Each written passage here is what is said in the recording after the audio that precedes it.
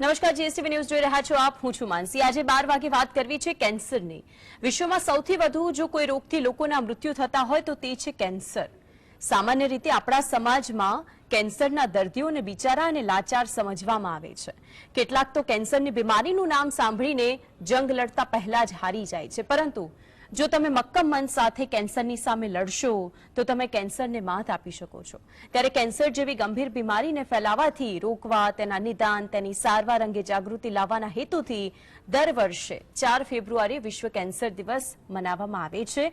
એટલે કેન્સર નહીં, પણ કેન્સરના દર્દીઓએ તો એમ જ કહેવું જોઈએ કે આઈ એમ, આઈ વિલ. ત્યારે વાત વિશ્વ કેન્સર દિવસની. આજરોજ વિશ્વ કેન્સર દિવસની ઉજવણી કરવામાં આવી છે. વિશ્વ કેન્સર દિવસના દિવસે આજે આપણે જે આંકડા બતાવે, ગુજરાતની અંદર કેટલા કેન્સરના દર્દીઓ છે, ગુજરાતની અંદર કેન્સરને કેટલા દર્દીઓએ માત આપી છે અને કેટલા દર્દીઓ એવા છે કે જે મોતને ભેટ્યા છે. આંકડા ઉપર નજર કરીશું, જે સમાચાર છે તેના ઉપર નજર કરીશું. 4 ફેબ્રુઆરી એટલે કે આજે વિશ્વ કેન્સર દિવસની ઉજવણી કરવામાં આવે છે. કેન્સર એક ગંભીર રોગ છે જેના કારણે વિશ્વભરમાં લાખો લોકો મૃત્યુ પામે છે. ગુજરાતમાં કેન્સરના કેસોની સંખ્યામાં જે આંકડા છે તે ખરેખર ચોંકાવનારા છે. ગુજરાતની અંદર જ જો આપ આંકડા જુઓ તો દૈનિક 110 થી વધુને કેન્સર છે કે જે ભરખી જાય છે. એક દિવસના આંકડા છે આખા ગુજરાતભરના. રાજ્યમાં કેન્સરના વર્ષે અંદાજિત 73,000 કેસ હોવાની જાણકારી મળી છે. વર્ષે સરેરાશ 40,000 થી વધુ વ્યક્તિઓના મૃત્યુ કેન્સરના કારણે થાય છે. 40,000 થી વધુ વ્યક્તિઓ છે કેન્સરથી મૃત્યુ પામે છે. સરકાર દ્વારા કેન્સર અવેરનેસને લઈને ઘણા બધા કેમ્પેઇન ચલાવવામાં આવે છે.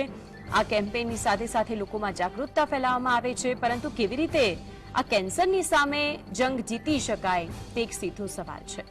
હવે આ કેન્સર સામે જંગ જીતવા માટે ઘણી બધી એવી પ્રવૃત્તિઓ, ઘણી બધી એવી વાતો કે જેનું ધ્યાન રાખવું ખૂબ જ જરૂરી બની જાય છે.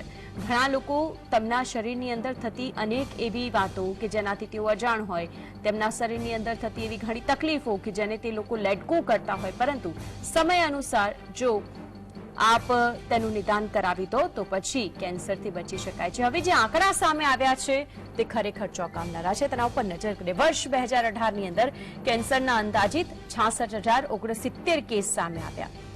વર્ષ 2019માં કેન્સરના અંદાજિત 67,841 કેસ સામે આવ્યા.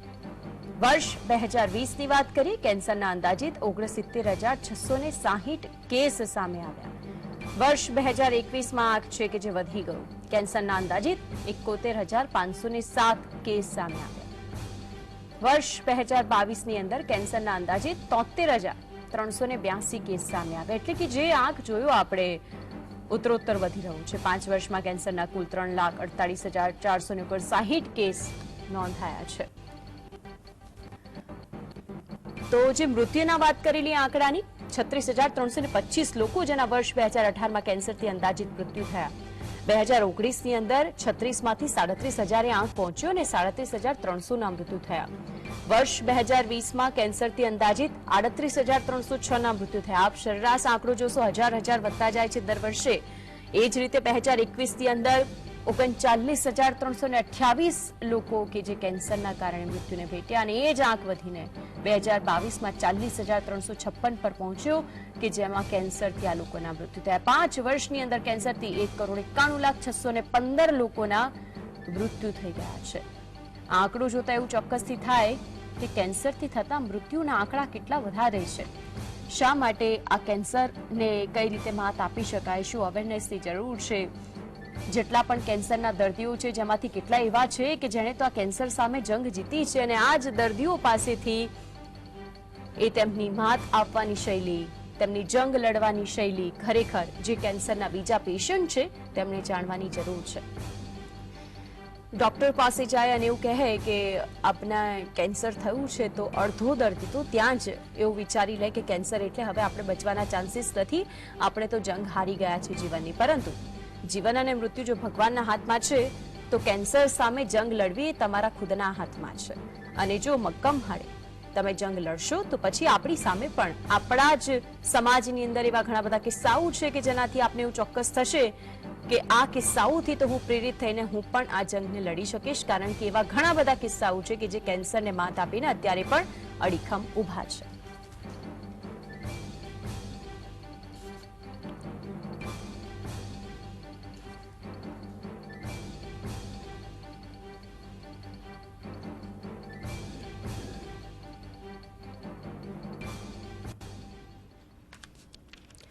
તો આજરોજ જે વર્લ્ડ કેન્સર ડે છે તેની ઉપર ચર્ચા કરવા માટે આપણી સાથે અત્યારે ડોક્ટર શશાંક પંડ્યા જોડાઈ ગયા છે, જે ડિરેક્ટર છે જીસીઆરઆઈના. શશાંકભાઈ, સ્વાગત છે આપનું જીએસટીવીની અંદર. સૌથી પહેલા તો આજે આજરોજનો દિવસ મનાવવામાં આવે છે વર્લ્ડ કેન્સર ડે. અત્યારે જ આંકડાઓની વાત કરી શશાંકભાઈ કે 2018થી અત્યાર સુધીના આંકડા ખરેખર એટલા ચોંકાવનારા હતા કે એક તરફ કેસ તો વધતા જાય છે, પરંતુ મૃત્યુમાં પણ એટલી જ રીતે વધારો થતો જાય છે. આપનું શું કહેવું છે એક ડોક્ટર તરીકે આજે કેન્સરના પેશન્ટ છે તેમને લઈને?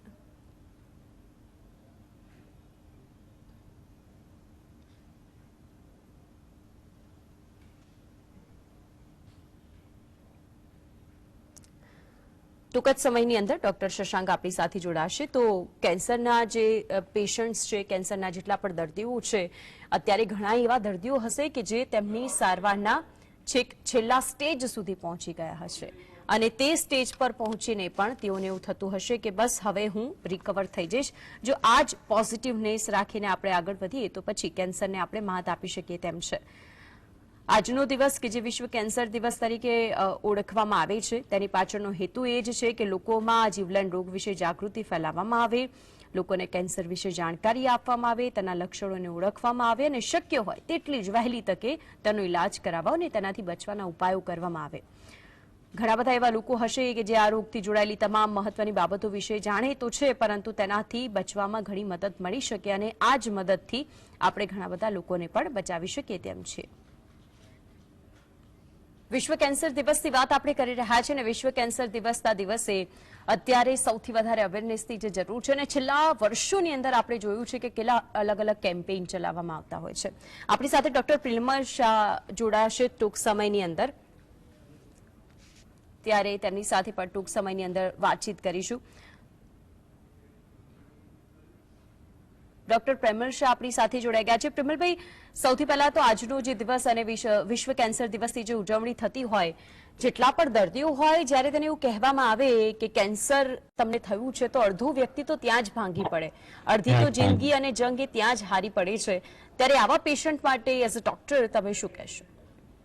એટલે આવા પેશન્ટ તો મેઇન તો મનોબળ આપવું જોઈએ છે અને ઘરના વ્યક્તિઓએ ખાસ વધારે પોઝિટિવ થિંકિંગ સાથે કહેવું પડે કે કેન્સર એટલે લાઈફ પતી નથી ગઈ, કેન્સર એટલે એની સામે ઘણી બધી અવનવી ટ્રીટમેન્ટો નીકળી છે, બધી શોધો નીકળી છે અને શરૂઆતના સ્ટેજનું કેન્સર હોય તો મટી પણ શકે છે. એટલે દર્દીને આ રીતનું મનોબળ આપવાથી એનું લગભગ 50% જે એનું જે હોય સ્ટ્રેસ એ ઘટી જાય છે અને જે કેન્સર સામે લડવામાં ખૂબ જ મદદ કરે છે.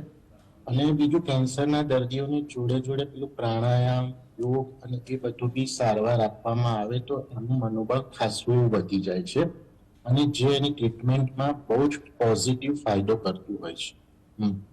ઓકે, કેન્સરને લઈને અલગ અલગ દેશોની અંદર પણ અલગ અલગ કેમ્પેઇન ચલાવવામાં. આપણા ગુજરાતના આંકડાની વાત કરીએ તો 2018થી 2022 સુધીમાં તો એટલા બધા ઉત્તરોત્તર વધારો થતો જોવા મળ્યો. કેન્સરના અલગ અલગ પ્રકારો પણ જે સામે આવી રહ્યા છે, તેને લઈને આપનું શું કહેવું છે? એટલે મેઇન તો આપણી લાઈફસ્ટાઈલ, જંક ફૂડ, એક્સરસાઇઝનો અભાવ અને સ્ટ્રેસ અને બીજું પ્રદૂષણ, આ બધા જ કારણો બહુ જવાબદાર છે. બીજું, જે કેમિકલ યુક્ત જે આપણો ખોરાક છે કે જેમાં પ્રિઝર્વેટિવ્સ વાળો ખોરાક છે. બીજું, સ્ત્રીઓમાં પણ મલ્ટિપલ સેક્સ્યુઅલ પાર્ટનર્સ, અર્લી એજે સેક્સ્યુઅલ, એને લીધે પણ કેન્સરનો હવે જે વધી જાય છે. ઓકે, પ્રેમલભાઈ, કેન્સરમાં ખાસ કરીને સ્ત્રીઓની જો વાત કરીએ તો બ્રેસ્ટ કેન્સર, જેની અંદર અત્યારે આપણે છેલ્લા લાંબા સમયથી જોઈએ 5 વર્ષની અંદર જ એટલા બધા કેસીસ સામે આવ્યા છે કે તેનાથી ચિંતા વધી જઈ શકે. તો બ્રેસ્ટ કેન્સર અને અત્યારે બજેટની અંદર જ સર્વાઇકલ કેન્સરને લઈને કહેવામાં આવ્યું કે વેક્સિન આપવામાં માટે આપ્યું. જી, તો આ બ્રેસ્ટ કેન્સર અને સર્વાઇકલ કેન્સરના જેટલા પણ મહિલા દર્દીઓ છે તેઓને લઈને આપ શું અવેરનેસ માટે કહેશો, શું સાવચેતી રાખવાની જરૂર છે તે લોકોને? પહેલું તો સર્વાઇકલ કેન્સર. તો સર્વાઇકલ કેન્સર માટે પ્રથમ તો ખૂબ સરસ વેક્સિન અવેલેબલ છે અને એ દરેક જે છે 18 થી 20 વર્ષની દરેક જે ડોટર્સ હોય આપણી અને જે છે છોકરીઓ, એ લોકોને ખાસ આમાં એનરોલ કરવા જોઈએ અને એનું કેમ્પેન ચલાવવું જોઈએ કે જેથી મેક્સિમમ લોકોને આ વેક્સિનની અસર થઈ શકે અને આપણે પ્રિવેન્ટ કરી શકીએ. બીજું કે જે ટેસ્ટ હોય છે, જે સર્વાઇકલ, એ બી એનું બી કેમ્પેઇન ચલાવવું છે કે જે પેપ સ્મિયર કહે છે. અને ત્રીજી વસ્તુ એ કે બ્રેસ્ટ કેન્સર માટે after 45 mammography should be there, અને પેશન્ટને every woman should go for mammography. દરેક સ્ત્રીએ મેમોગ્રાફી કરાવવી જોઈએ ઓકે. 45 વર્ષ બાદ. અને બ્રેસ્ટ કેન્સરનું એક્ઝામિનેશન દરેક સ્ત્રીએ દર મહિને બ્રેસ્ટ કેન્સરનું એક્ઝામિનેશન, કંઈ પણ છાતીમાં ગાંઠ કે એવું જણાય તો તરત ડોક્ટરનો સંપર્ક કરવો જોઈએ, એ અવેરનેસ કરવી જોઈએ. બરાબર છે. અને સર્વાઇકલ કેન્સરના જે લક્ષણો છે એના માટે ખાસ અવેરનેસ આપવી જોઈએ કે એબનોર્મલ બ્લીડિંગ થાય, આફ્ટર શારીરિક સંબંધ પછી જે બ્લીડિંગ થાય તો ઇમિડિયેટ, અને ઘણા લાંબા સમયથી જો વ્હાઇટ ડિસ્ચાર્જ રહેતો હોય તો એ લોકોએ ઇમિડિયેટ ડોક્ટરને કન્સલ્ટ કરી અને અવેરનેસ. એ સિવાય બીજું ઇમ્યુન સિસ્ટમ, એક્સરસાઇઝ અને સ્ટ્રેસ, આ બધું બી ઘણું બધું. અને જેટલું બધું physical activity is more important. Nowadays there is no physical activity. So from the young generation, they have to start for physical activity, reduce the બિલકુલ. stress. આ બધું જ ઘણું હેલ્પ કરતું હોય છે કે જે બિલકુલ. પ્રિવેન્શન કરી શકે. જી જી, ખૂબ સારી રીતે આપે તે વાતનો ઉલ્લેખ કર્યો કે આખરે કઈ કઈ એવી વસ્તુઓ છે કે જેના ઉપર આપણી નાની નાની ધ્યાન ન આપવાની આદતો આપણને કયા મુખ સુધી લઈ જઈ શકે છે. બિલકુલ. ડોક્ટર શશાંક પંડ્યા આપણી સાથે જોડાયા છે. શશાંકભાઈ, કેન્સરના વધતા જતા દર્દીઓ આંકડાઓ અમે ચલાવી રહ્યા છીએ અને મૃત્યુના આંકડા પણ એટલી જ રીતે વધી રહ્યા છે. એક પછી એક ઉતરતો દર વર્ષે હજારનો વધારો થતો જોવા મળ્યો. કેન્સરને નિવારવા માટેના જે ઉપાયો, ઘણી વખત એવું થાય છે કે અવેરનેસ ન હોય અને ઘણી બધી એવી આપણી આદતો કે જેના ઉપર ધ્યાન જ કેન્દ્રિત ન કરી અને છેલ્લા સ્ટેજ પર પહોંચી જઈએ અને ત્યારે ખબર પડે કે કેન્સર થયું છે. ત્યારે આપનું શું કહેવું છે આ અંગે? સમગ્ર વિશ્વમાં 4 ફેબ્રુઆરી વિશ્વ કેન્સર દિવસ તરીકે ઉજવવામાં આવે છે. કેન્સર વિશે જાણવાની જરૂર છે. કેન્સર ડરવાની જરૂર નથી. કેન્સરથી ડરે તે મરે, જાણે તે જીતે. કેન્સરનું નિદાન શક્ય છે. કોઈ પણ સ્ટેજમાં દર્દી જો આવે તો એની ટ્રીટમેન્ટ શક્ય બને છે. શરૂઆતના સ્ટેજમાં આવે તો ઘણા રિઝલ્ટ સારા મળે છે. હું આપને જણાવું કે 3 દિવસ પહેલા મારી પાસે એક બેન કે જે બ્રેસ્ટ કેન્સરની સર્જરી કરાવેલી, ટ્રીટમેન્ટ કરેલી અને 18 વર્ષે બીજા એક દર્દીને લઈને આવ્યા, ત્યારે એમને પણ ઘણો આનંદ થતો હોય છે કે એક દર્દી સાજું થયેલું બીજા દર્દી લઈને આવે છે અને બીજા દર્દીને હૂંફ આપે છે કે જુઓ, હું તમારી સામે છું અને કેન્સર વિજેતા થઈ શકાય છે. લોકોમાં આપણે એક તો અવેરનેસ આવવાની જરૂર છે કે જે કોમન કેન્સર છે એ 3 કોમન કેન્સર છે. પુરુષોમાં તમાકુને લીધે થતું હેડ એન્ડ નેક કેન્સર, બહેનોમાં બ્રેસ્ટ કેન્સર અને ગર્ભાશયના મુખનું કેન્સર એટલે કે સર્વાઇકલ કેન્સર. આ ત્રણેય કેન્સર જો આપણે જાણીએ તો જે પુરુષો ને તમાકુનું વ્યસન છે તો તેઓને મારી નમ્ર વિનંતી છે કે તેઓ તમાકુ અને દારૂનું વ્યસન છોડે અને તેઓ તેમના self examination of the oral cavity and નેક રિજિયન મહિનામાં 1 દિવસ એડવોકેટ લાઇટ સામે ઉભા રહી અને મોંની જાત તપાસ કરે કે જેથી કરીને તેમના મોંમાં કોઈ જાતનું, ધારો કે મોં ઓછું ખોલવું, મોંમાં કોઈ જાતનું હોય, સફેદ ડાઘ કે લાલ ડાઘ, અવાજ બદલાઈ જવો, પગમાં તકલીફ હોય, ગળામાં ગાંઠ હોય, આવું કંઈ પણ લાગે, દાંતમાંથી લોહી આવે કે દાંત ઢીલા થાય, દાંત પડી જાય, આવું કંઈ પણ લાગે તો તેઓએ તેમના ડોક્ટરને બતાવવું જોઈએ કે જેથી કરીને તેનું વહેલું નિદાન શક્ય બને. એ જ રીતે બ્રેસ્ટ કેન્સર માટે હું જો આપને જણાવું કે જે બહેનોને માસિક આવે છે તો તેઓ માસિકના 5મા દિવસે સ્તનની જાત તપાસ કરતા શીખી લેવું જોઈએ અને સ્તનની જાત તપાસ કરવી જોઈએ કે જેથી કરીને તેમના સ્તનમાં કોઈ પણ જાતનો ફેરફાર હોય તો એ નોંધી શકે અને કંઈ પણ લાગે તો તેઓના નજીકના ડોક્ટરનો સંપર્ક કરે કે જેથી કરીને તેનું વહેલું નિદાન શક્ય બને. તો કયા કયા સિમ્ટમ્સ હોય છે? તો દર્દ વગરની ગાંઠ હોય છે. શરૂઆતમાં બ્રેસ્ટ કેન્સરના દર્દીઓને દર્દ વગરની ગાંઠ હોય છે અને જે લોકોને માસિક આવતું હોય છે તો લગભગ 30% બહેનોને સાદી ગાંઠ પણ હોય છે. અંતઃસ્ત્રાવનું જે લેવલ બદલાતું હોય છે દર 15 દિવસે, તેના લીધે સાદી ગાંઠ પણ હોય છે. એટલે દરેકે ગભરાવાની જરૂર નથી કે કોઈ પણ ગાંઠ હોય તે કેન્સરની જ હોય. એટલે દર્દ વગરની ગાંઠ હોય, ઉપરની ચામડી જે છે ખરબચડી થઈ જાય, ત્યાં ખરજવા જેવું થાય, નિપલ રિટ્રેક્શન થાય એટલે કે ડીંડડી જે છે એનું રિટ્રેક્શન થાય, તેમાંથી લોહી નીકળે, બગલમાં કોઈ ગાંઠ હોય, આવું કંઈ પણ લાગે તો બહેને નજીકના ડોક્ટરને બતાવવું જોઈએ.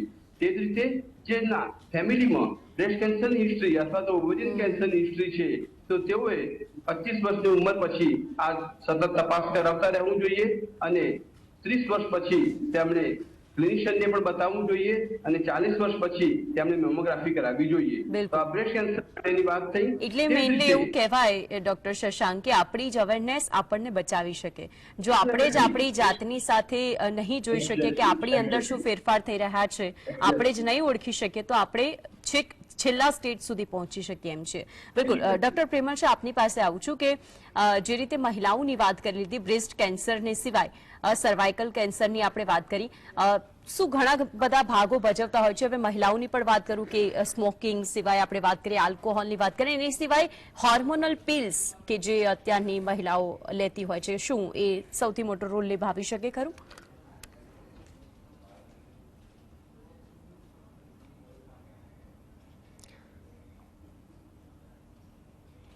ડોક્ટર પ્રેમલ, આપનો અવાજ નથી સંભળાવી રહ્યો, આપનો અવાજ નથી આવી રહ્યો.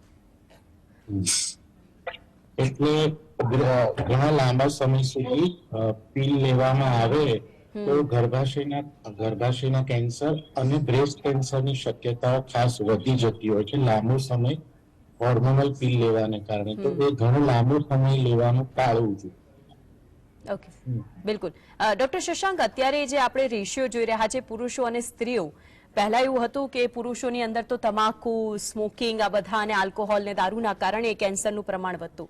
હવે તો સ્ત્રીઓની અંદર જે રીતે પ્રમાણ વધતું, પરંતુ એ બધાની વચ્ચે વાત કરેલી યુવાઓનો વધતો જતો સ્મોકિંગ પ્રત્યેનો ક્રેઝ કે જે તેમને ક્યાં સુધી લઈ જાય છે, મોંનું કેન્સર, ફેફસાનું કેન્સર, લંગ્સનું કેન્સર, આ બધી જ જાતના અલગ અલગ કેન્સર, અને તેમાં પણ ઘણી વખત તો એવા કેન્સર્સ આવે કે જેને જોઈને એવું થાય કે ખરેખર આટલો નાની વયનો યુવાન કે તેને આ વસ્તુ કઈ રીતે થઈ શકે, તેમના માટે આપનું શું કહેવું છે? આપનો પ્રશ્ન બહુ સરસ છે.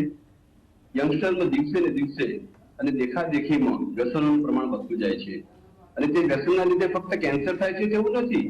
એ બધા હાર્ટના દર્દી પણ બને છે, કિડનીના દર્દી પણ બને છે, ડાયાબિટીસને પણ વહેલી ઉંમરમાં નોંધે છે. આથી વ્યસન મુક્ત